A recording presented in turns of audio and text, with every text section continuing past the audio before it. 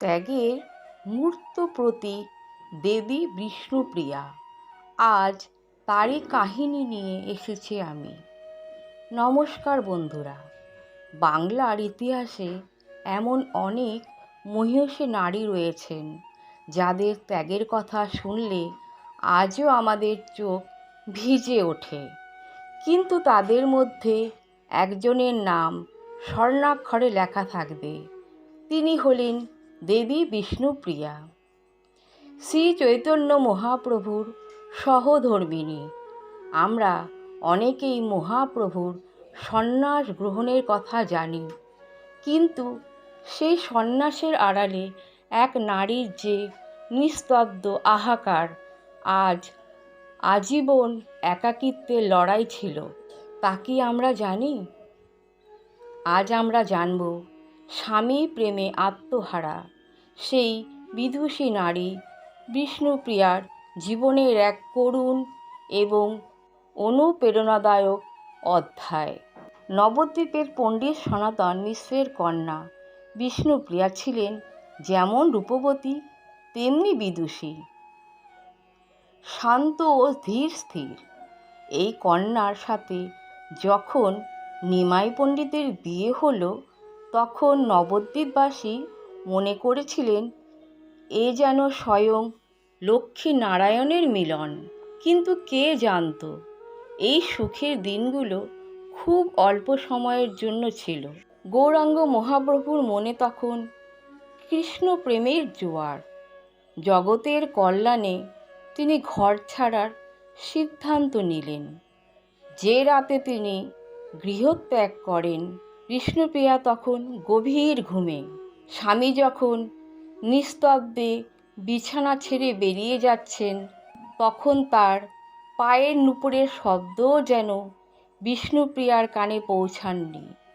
সকালে উঠে যখন তিনি দেখলেন স্বামী নেই, সেই মুহূর্তের যন্ত্রণার কথা কোনো ভাষায় প্রকাশ করা সম্ভব নয়। মাত্র 16-17 বছর বয়সে তিনি বিরহের সাগরে নিক্ষিপ্ত হলেন। সন্ন্যাস নেওয়ার পর মহাপ্রভু চলে গেলেন পুরীতে, আর বিষ্ণুপ্রিয়া দেবী রয়ে গেলেন নবদ্বীপে শাশুড়ি মা সচী মাতার সেবায়। তার জীবন তখন হয়ে উঠল এক কঠিন তপশ্চর্যা। তিনি প্রতিদিন এক মুঠো করে চাল সরিয়ে রাখতেন এবং প্রতিটি চালের দানার সাথে একবার করে হরে কৃষ্ণ মহামন্ত্র জপ করতেন। সারা দিনে যতটুকু চাল জমা হতো, শুধু সেইটুকুই রেঁধে তিনি মহাপ্রভুকে ভোগ দিয়ে প্রসাদ গ্রহণ করতেন।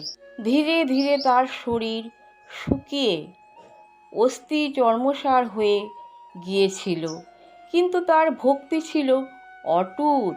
বিষ্ণুপ্রিয়ার জীবনের সবচেয়ে বড় প্রাপ্তি ছিল মহাপ্রভুর সেই একবারের দর্শন। সন্ন্যাস নেওয়ার পর মহাপ্রভু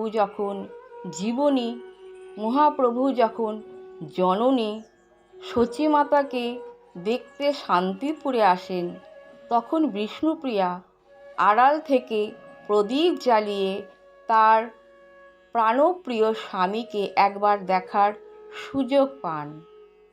স্বামীর চরণে মাথা নত করে প্রণাম সেরে যখন চোখ তুললেন, দেখলেন সামনে কেউ নেই, শুধু পড়ে আছে মহাপ্রভুর একজোড়া কাঠের খড়ম।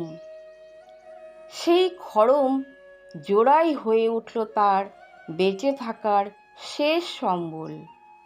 ইতিহাসে তিনি একমাত্র নারী যিনি পরবর্তী দীর্ঘ জীবন শুধুমাত্র স্বামীর খড়ম পূজা করে এবং হরি নাম সংকীর্তনের মধ্যে দিয়ে কাটিয়ে দিয়েছিলেন।